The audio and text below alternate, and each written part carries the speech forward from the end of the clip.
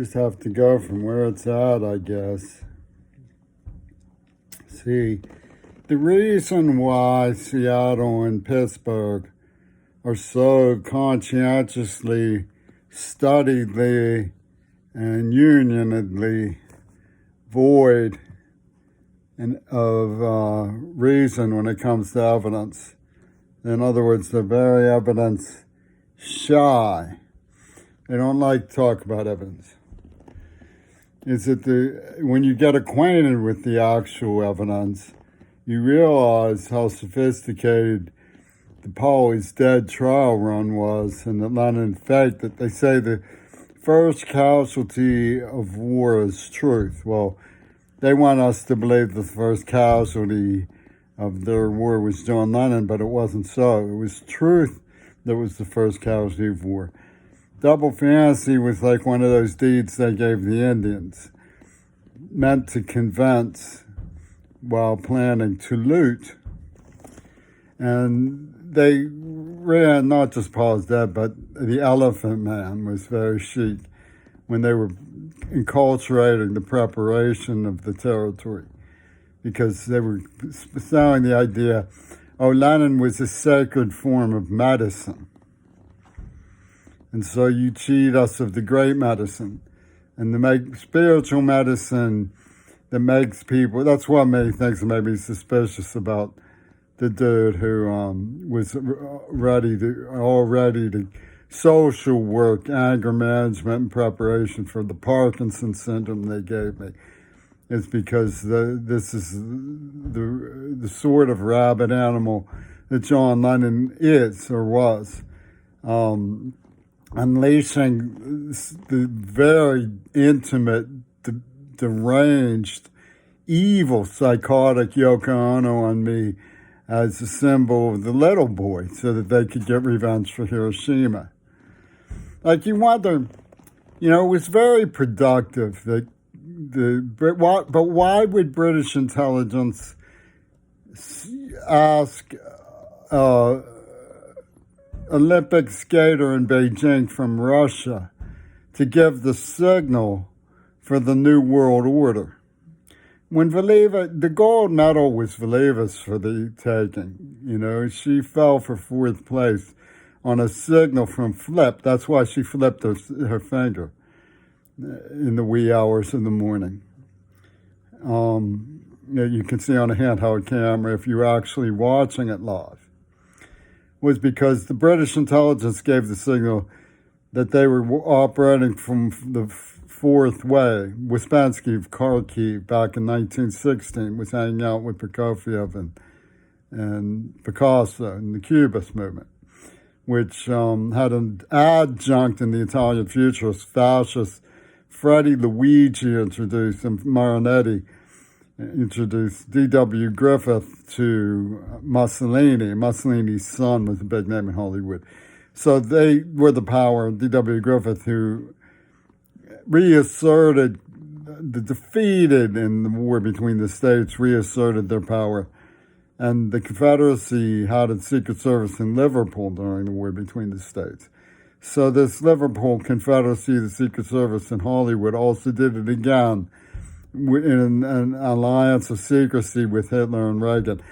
And the whole point is that it is at the essence of the semiotic research that requires study.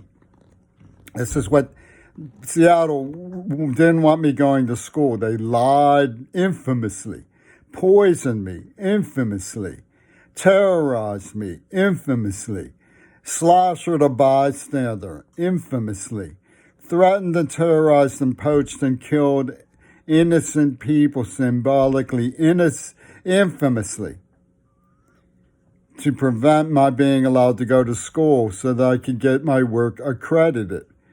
And eventually I got it accredited anyway. The person who got me accredited was playing a double game. His voodoo theme was operated out of the museums for Yoko Ono. He actually poured out a pile of swastikas and told me they were sacred African symbols. Yoko Ono's pulling a fast one on you, brother. So what we see is the fact that Brexit was pulling out of the European Union. They like the neoliberalism of the European Union, but they don't like the tendency towards international law.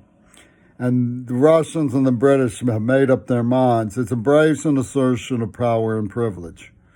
They have made up their, just as the Two Virgins Pussy Bowl game that we discovered was. They have made up their minds. Get this. That climate change is not going to feed into international law. No, sir.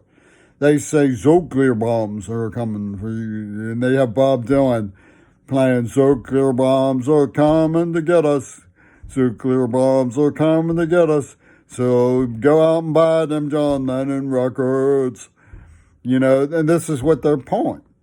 It's an age-old space dive who's fallen on hard times, who've been planning for leaky jobs.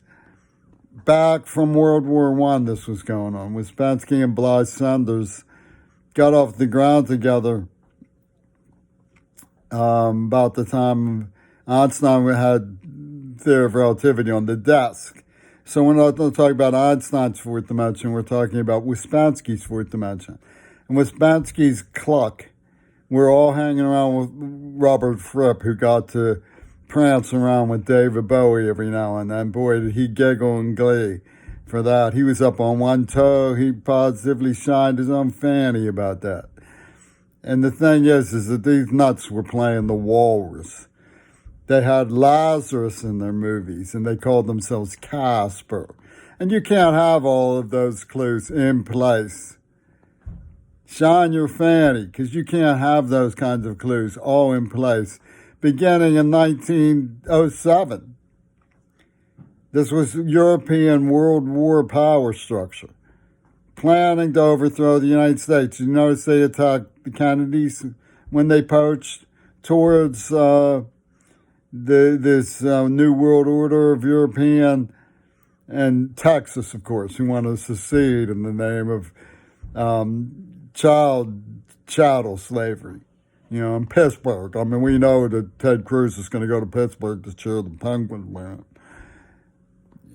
So you get this situation that crawls out of 1914, 1917, Ouspensky. And these people were shining Robert Fripp's bottom in the 80s, while he was shining Colin Powell's bottom, who was announcing hallucinations about weapons of mass destruction. That's the common theme. Bush doesn't want the International Criminal Court coming after him about Iraq, and Putin doesn't want the International Criminal Court coming up after him about Donbass. So they said, tell you what, we'll take this European Union, Brexit it, and we'll demolish the fourth estate of the United States and turn it into the invisible arm of the fourth dimension, man. That's what these doofuses are. It's the new world order. These doofuses are, the new world order is going to come get you. That's what they've been pulling. And it's you think chronological issues as being points of departure, but the whole idea landed on their desks. Some filmmakers like Disney, who had a lot more to do with the rise of Adolf Hitler than they've allowed you to know. D.W. Griffith, okay, and Alan Dulles, who put Cecil B. DeMille in charge of Radio Free Europe while his brother liberated Unit 731. You don't want to know what they were. But they weaseled out of the Tokyo War Crimes trial with a secret plan called YOKO, oh no. You know, Y-U-O, because Hiroshima is Y-U-O. And Ringo Starr was the top secret foaming beard intelligence guru of the whole Swami Nosa psychopathy. He's the closest continuer of Blythe Sanders. Closest continuer is John Rawls. Now, I'm not saying R-A-W-L-U-S. Walrus is Rawls. He's the closest continuer of Blythe Sanders, the invisible arm. And you're supposed to invisibly handshake this punk Because they all say, oh, Lenin really did. That was the sacred serum, man. That was the serum that all the victims need, man.